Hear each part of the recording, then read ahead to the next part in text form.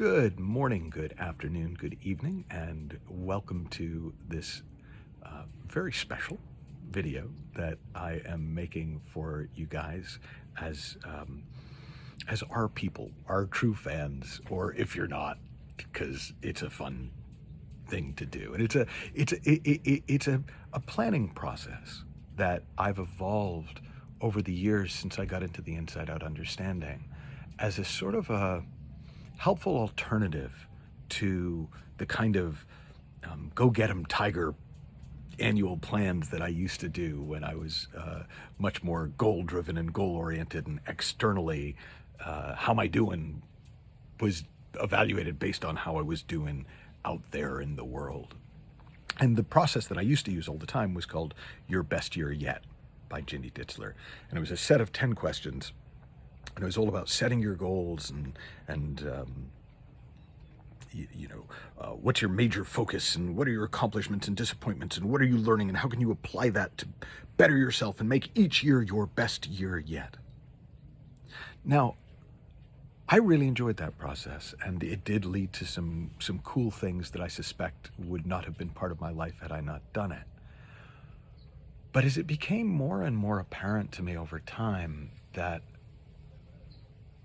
the source of our fulfillment is not out there, that there's no amount of doing that can give us the simple feeling of being, that there's nothing that I can add to my life, that I can have, that will make me complete and whole, because complete and whole is how we're made. We just think we should be somehow completer or wholer or different than we are. And I always remember a story, you may well have heard me tell it or come across it somewhere else, and it's a story of the Reverend Fred Craddock. And he went to visit some of his parishioners, and they'd just gotten this new racing greyhound, and he was no longer racing. He was retired, and they picked him up. The greyhound circuit looks for homes for the dogs when they're done racing, and the Reverend found himself, or so he reported, out on the back porch sipping tea, sitting next to this dog, and he started to talk to the dog, and he said to him, "Hey, you enjoying your new life?" And the dog goes, "Yeah, I love it. These people are great. This is really fun." And he goes, "Oh, do you mind my asking, why did you leave racing? Could you not really cut it anymore?" And the dog said, "No, actually, I was still number one when I walked away. I was top dog." And the Reverend went, "Oh, really? Well, why did you leave? Did they, were they mistreating you? And the dog was like, "No, they treated me like a king. Anything I needed, I had. I had my own masseuse. How many dogs have their own masseuse?" And he said, "Really? So why did you walk away in your prime?" And the dog said, "Well, the thing is, one day I was racing along, chasing that rabbit, and I almost caught it for the first time. And when I got up close, I realized it wasn't a real rabbit. It was just made of metal and fur. And after that, I couldn't really motivate myself to keep racing, to keep chasing something that wasn't even real." And that happens a lot to people as they start to see more about our true nature and the inside out nature of our personal experience. There's a joke in the principles community that, learn the 3 Ps, and have your income and double your weight.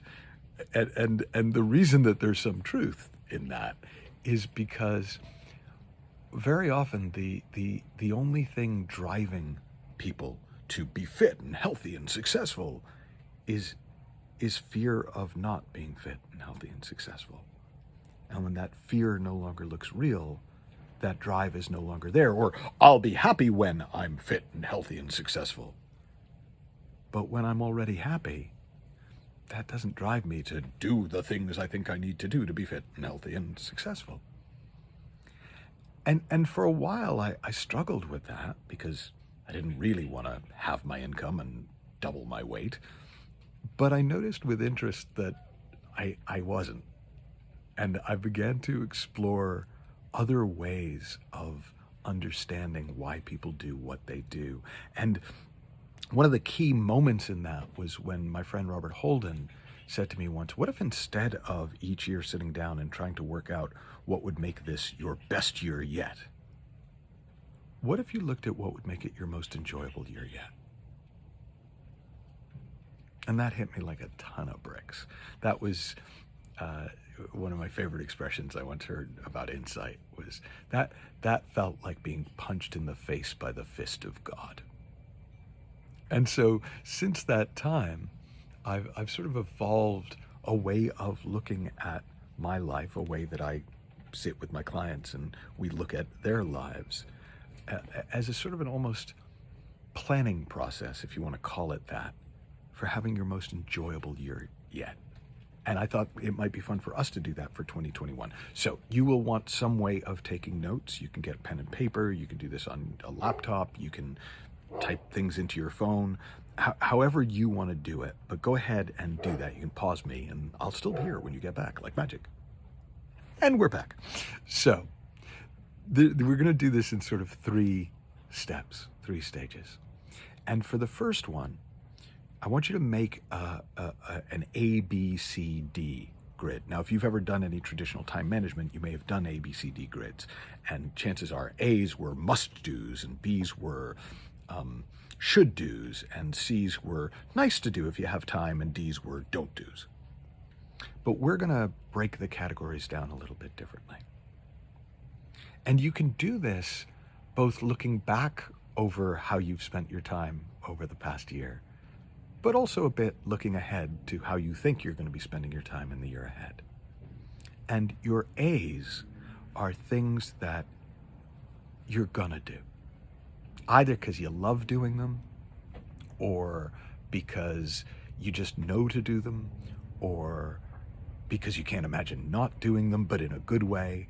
So A's are gonna do, not gonna make myself do. You know you're gonna do them. And you feel great about them. So there might be stuff I know I'm gonna do that you wish you didn't do. No, this is the stuff that you just are doing cause you can, right? There are people who, I think it was in fact Sir Edmund Hillary who they said, and why do you climb Mount Everest? And he said, because it's there. So what are your A's? What are the things that you're just delighted that you do, whether or not they do anything, lead to anything in the world? So like, I love hanging out with Nina in the evenings and watching crap TV. Like, it is one of the things that we do. We don't do it every night, but we do it a lot. I don't know that it is a important part of my success, but man, I love doing it. I love playing golf. I can pretty much guarantee you playing golf is not an important part of my success, but it's just one of those things I love to do. I really enjoy doing videos like this and these kind of morning rambles that I began doing this year. And I don't honestly know if they're making a huge difference to our business, but they might be, and I love doing them anyways. In other words, stuff that you would do whether it worked or not. That's what goes in A. Now B is stuff that if it's easy to do, you'll do it. If it falls into your lap, you'll say, oh, great, but you're not going to work for it. So in my world, in this past year, there were some speaking gigs that came up before the pandemic, but actually even after the pandemic. And I really enjoyed doing them. They were great. I wouldn't have put a lot of work into getting them if I'd had to do that, but I really enjoyed doing them. So there's stuff that just comes along, and it's like, if it comes along, great, I'm in. But I'm not gonna make my life about making it happen. And those are your B's. Another B for me was I mean, there's gonna be a lot of golf themes in here, you're gonna pick that up, but another B for me was joining the golf club, because I've lived near a really nice golf club for years, and it always looked stupid to spend the kind of money that they wanted on it. And then at one point, they reached out and said, hey, do you want to join for free? I was like, yeah, what's the catch? There wasn't really a catch. It was like, okay. So that was a B. It was like, I wasn't going to go out and spend a lot of money on it, but if they were going to give it to me, and they make their money on the back. But look, that was a B for me. That's not something I was going to work very hard to make happen, but something I love that came along and came my way. Now, C's are things that if they're work related, you're doing them for the money. You wouldn't do them if they didn't pay, if you weren't like 95% sure they were going to pay off. And I'm sure you have all sorts of, it might even be your job that I wouldn't do unless it was paying me. But it also, with stuff that's not work related, it's the stuff that you really are doing because you think you should. It's the stuff that, well, good people, this is what one should do. It's important to do this. And you don't really mean it. Like, you can even tell, yes, it's important that I do this. Inside you're, oh God, okay, all right, thanks, Mom, or wherever the voice in your head came from that's telling you that that's important. And some of us have a lot of C's in our world, and some less. And then D's are, yeah, I should not do this. I know if it was in me to stop doing it, I would just stop doing it. If I noticed that I was doing it, I would just stop doing it. So for me, there are some D's in my personal life left. Like, there's a certain drinking threshold on the weekend, and it's not every weekend, but I know when to stop, and sometimes I don't, and I always regret it the next morning. So it's an example of a D in my world. Another D is, there are certain people in your life that you just know. Like, I actually got rid of a D this year. I stopped, other than professionally, going on Facebook. Facebook had become a D for me. There was no joy in it. It wasn't even that I was doing it for business. I just was in the habit of doing it. It was just a bad habit, and I stopped. So what are your D's? What are those things that you still find yourself doing that if you could just stop, you just would? And you'll find sometimes you can just stop and sometimes you can't. So when you've got your ABCD list, and you may want to go back and flesh it out over time, in fact, you probably do, have a look and see what would it be like if you spent more time with your A's, left yourself enough time for your B's, began to cut out your C's as best you can, depending on your financial situation. Some of your C's are going to stick around for a while, but certainly the should C's can go straight away. And really made a concerted effort to let go of the D's, to get off Facebook or whatever your Facebook was, to stop after the first drink on the weekend, if that's something that you do. Like, what would be your a life filled with A's, with space for B's, very few C's, and no D's? And that's part one.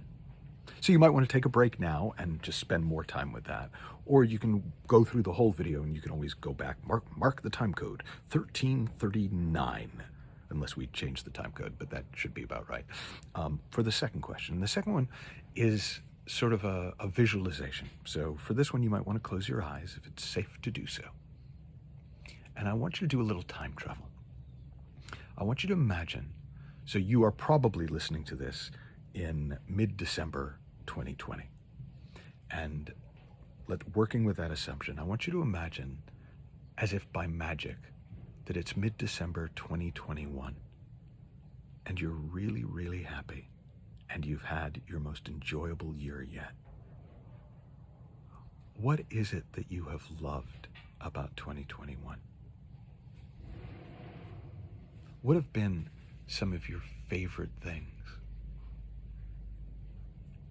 If you look at yourself from outside, like, what do you see in you, December 2021, that makes you smile? What were some of the fun surprises that happened in 2021 that helped make it your most enjoyable year yet? What are some new things that you did that you hadn't done before, or you hadn't done much before? before 2021? What are some things you stopped doing that, maybe they were on your list, C's and D's, or maybe not, but that you left behind in 2021 and your life is notably better for having left them behind?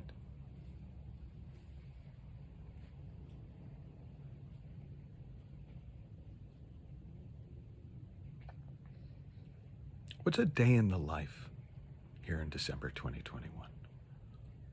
How does your day tend to begin? What do you do with your time?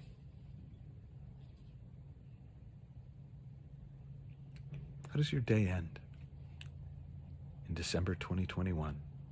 Most days, having had your most enjoyable year yet.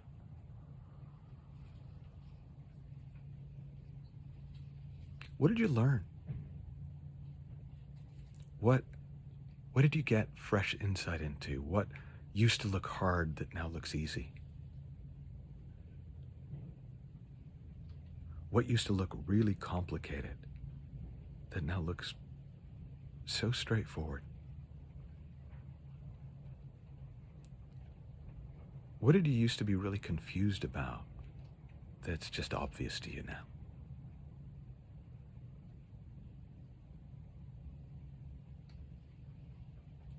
Who have you spent the most time with in 2021, your most enjoyable year yet?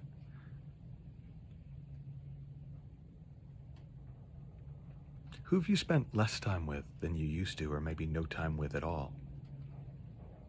Maybe because you deliberately decided to move on, or maybe because life just moved on.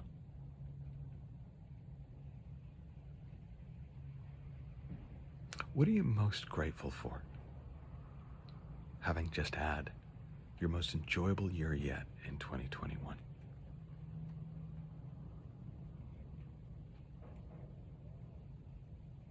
What do you really appreciate?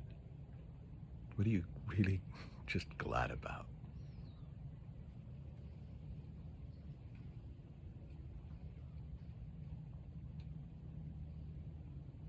And you may have other questions for you in 2021, having had your most enjoyable year yet. So if you like, you can pause the video and just stay in 2021. Just hang out with that future you for a bit.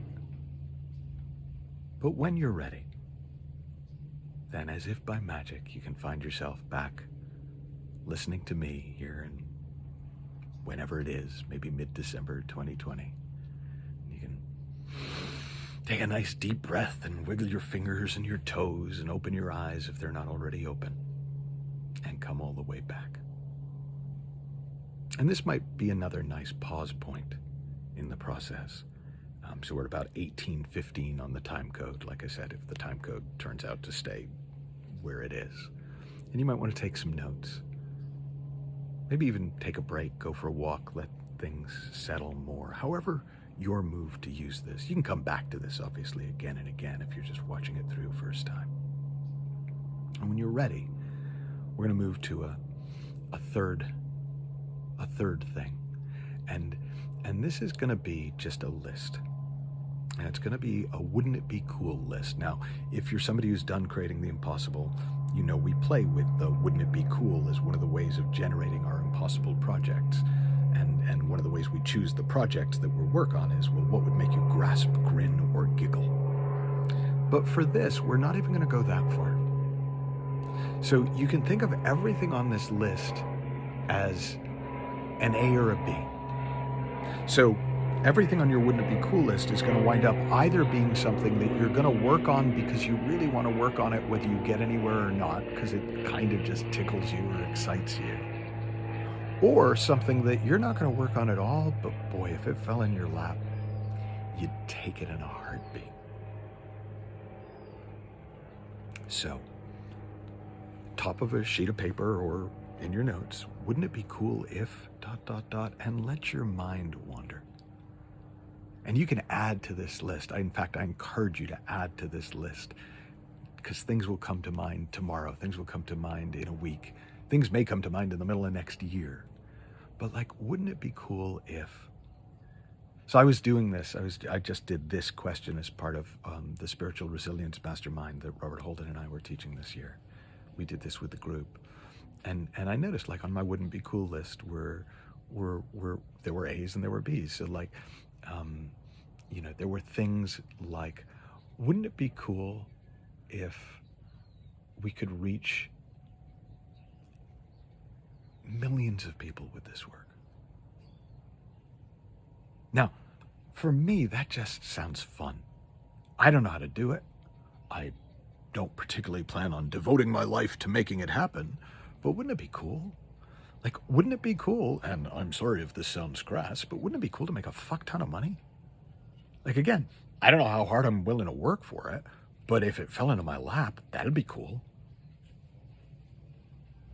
One that surprised me when I was doing it, because I do this from time to time, and so I kind of think I know my answers, but I was doing it about a week ago, and one of the things that came to mind, wouldn't it be cool to get really, really good at golf and write a book about it? And I thought, ooh, that does sound cool, right? So you can let yourself be surprised and delighted as you put your wouldn't it be cool list down. But now this is very important. This is not a goal list.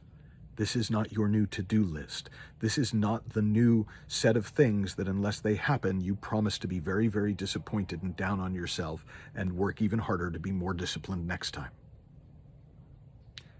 This is a voyage of discovery. It's not a new set of burdens that you're promising to take on. But here's the interesting thing.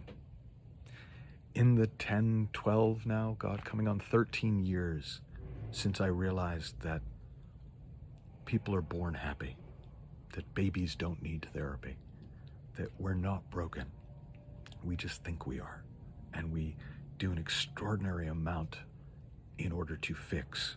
And we struggle with fixing because we're not actually broken in the way that we think we are. To realize that there is nothing wrong with us, but we probably have some really unhelpful habits of thought that really make it look like there's all sorts of things wrong with us.